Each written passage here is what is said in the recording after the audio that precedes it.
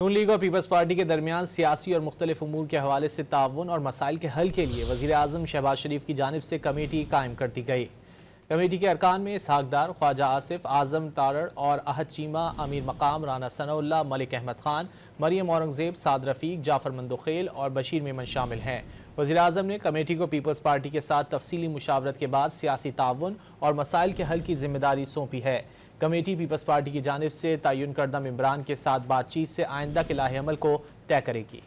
نون league اور Peoples party کے درمیان سیاسی اور مختلف امور کے حوالے سے تعاون اور مسائل کے حل کے لیے وزیر اعظم شہباز شریف کی جانب سے کمیٹی قائم کر دی گئی۔